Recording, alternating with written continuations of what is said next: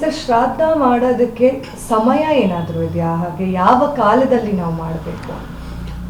ತುಂಬ ಒಳ್ಳೆಯ ಪ್ರಶ್ನೆ. ಯಾಕೆಂದರೆ ಕೆಲವರು ಈ ಆಫೀಸಿಗೆ ಹೋಗ್ಬೇಕಾದ್ರೆ ತಿಥಿ ಶ್ರಾದ್ದವನ್ನು ಮಾಡಿ ಹೋಗ್ತಾರೆ. ಪ್ರತಿಯೊಂದು ಕಾರ್ಯಕ್ಕೂ ಕೂಡ ಒಂದು ಸೂಕ್ತವಾದಂತಹ ಸಮಯ ಅಂತ ಹೇಳಿದ್ದಾರೆ. ಯಾವ ಕಾಲದಲ್ಲಿ ನಾವು ಏನು ಮಾಡಬೇಕು, ಬ್ರಾಹ್ಮಿ ಮುಹೂರ್ತದಲ್ಲಿ ಏನು ಮಾಡಬೇಕು, ಉಷಕ್ಕಾಲದಲ್ಲಿ ಏನು ಮಾಡಬೇಕು, ಅರುಣೋದಯದಲ್ಲಿ ಏನು ಮಾಡಬೇಕು, ಸೂರ್ಯೋದಯದ ಪ್ರಾತಃ ಕಾಲದಲ್ಲಿ ಏನು ಮಾಡಬೇಕು, ಮಧ್ಯಾಹ್ನದ ಸಮಯದಲ್ಲಿ ಏನು ಮಾಡಬೇಕು, ಸಂಧ್ಯಾಕಾಲದಲ್ಲಿ ಏನು ಮಾಡಿದರೆ ಒಳ್ಳೆಯದು, ರಾತ್ರಿ ಸಮಯದಲ್ಲಿ ಯಾವ ಆಚರಣೆ ವಿಶೇಷವಾದಂಥ ಫಲವನ್ನು ಕೊಡುತ್ತೆ, ಇವೆಲ್ಲವನ್ನೇ ಹೇಳಿದ್ದಾರೆ. ಆದರೆ ಈ ಪಿತೃಕಾರ್ಯದ ವಿಷಯ ಬಂದಾಗ ಪಿತೃಪಕ್ಷದಲ್ಲಿ ನಾವು ಮಾಡತಕ್ಕಂತಹ ಒಂದು ಈ ಶ್ರಾದ್ದ ತಿಥಿ ಏನಿದೆ ಅದಕ್ಕೆ ಅಪರಾಹ್ನ ಅಂತ ಹೇಳ್ತಾರೆ. ಅಪರಾಹ್ನ ಅಂತಂದರೆ 12 ಗಂಟೆಯ ನಂತರದಲ್ಲಿ, ಅಂದರೆ ನೆತ್ತಿಯ ಸರಿಯಾಗಿ ಸೂರ್ಯ ಬಂದಾಗ ಅದಕ್ಕೆ ಅಪರಾಹ್ನ ಕಾಲ ಅಂತೇಳಿ ನಾವು ಹೇಳ್ತೀವಿ. ಪ್ರಾತಃ ಕಾಲ, ಕುತಪಕಾಲ, ಅಪರಾಹ್ನ, ಸಂಧ್ಯಾಕಾಲ ಮತ್ತು ರಾತ್ರಿ ಕಾಲ ಹೀಗೆ ಇರತಕ್ಕಂಥದ್ದು. ಅಪರಾಹ್ನದಲ್ಲಿ ಪಿತೃಕಾರ್ಯವನ್ನು ಮಾಡಿದಾಗ ಅದು ಹೆಚ್ಚಿನ ಒಂದು ಫಲವನ್ನು ಕೊಡುತ್ತೆ ಅಂತೇಳಿ. ಅನುಕೂಲ ಇಲ್ಲದೇ ಇದ್ದರೆ ಬೆಳಗಿನ ಸಮಯದಲ್ಲಿಯೂ ಕೂಡ ಮಾಡಬೇಕು, ಒಟ್ಟಿಗೆ ಬಿಡಬಾರ್ದು, ಅಷ್ಟೇ ಬಿಡಬಾರ್ದು ಅನ್ನತಕ್ಕಂಥದ್ದೇ ಮುಖ್ಯ ಉದ್ದೇಶ.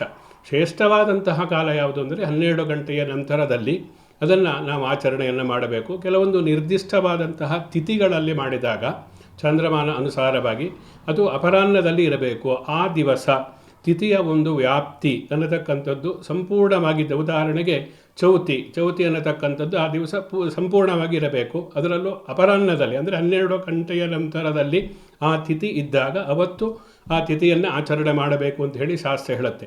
ಆದರೆ ಪಿತೃಪಕ್ಷದಲ್ಲಿ ಈ ಸಮಯವನ್ನು ನಾವು ನೋಡಬೇಕಾಗಿಲ್ಲ. ಅಪರಾಹ್ನ ಒಳ್ಳೆಯದು ಪಿತೃಕಾರ್ಯಕ್ಕೆ, ಆದರೆ ಪಿತೃಪಕ್ಷದಲ್ಲಿ ಯಾವುದೇ ಸಮಯ ಆಗಲಿ ಎಲ್ಲ ಸಮಯವೂ ಕೂಡ ಶ್ರೇಷ್ಠವೇ, ಎಲ್ಲ ಸಮಯವೂ ಕೂಡ ಪಿತೃಕಾರ್ಯಕ್ಕೆ ವಿಶೇಷವಾಗಿ ಹೇಳಿರ್ತಕ್ಕಂಥದ್ದೇ. ಆದ್ದರಿಂದ ಈ 15 ದಿವಸಗಳಲ್ಲಿ ಸಮಯವನ್ನು ನೋಡದೆ, ಕಾಲವನ್ಯ ವ್ಯಯ ಮಾಡದೆ, ಆದಷ್ಟು ಶ್ರದ್ಧಾಭಕ್ತಿಗಳಿಂದ, ಇದಕ್ಕೆ ಶ್ರದ್ಧೆಯ ಐತಿ ಶ್ರಾದ್ದ ಅಂತೇಳಿ ಹೇಳ್ತಾರೆ, ಶ್ರದ್ಧೆಯಿಂದ ಮಾಡತಕ್ಕಂಥದ್ದೇ ತಿಥಿ.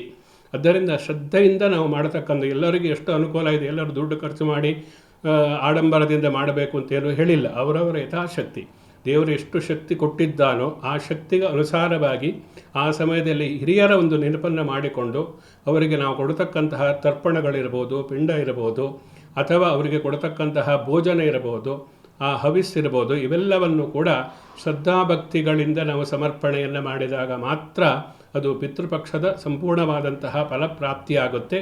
ಸೂಕ್ತವಾದಂತಹ ಸಮಯ ಅಂತಂದರೆ ಇದಕ್ಕೆ ಅಪರಾಹ್ನ ಕಾಲ ಅಂತೇಳಿ ಹೇಳ್ಬೋದು. ಗ್ಯಾರಂಟಿ ನ್ಯೂಸ್, ಸುದ್ದಿ ಖಚಿತ, ನ್ಯಾಯ ನಿಶ್ಚಿತ.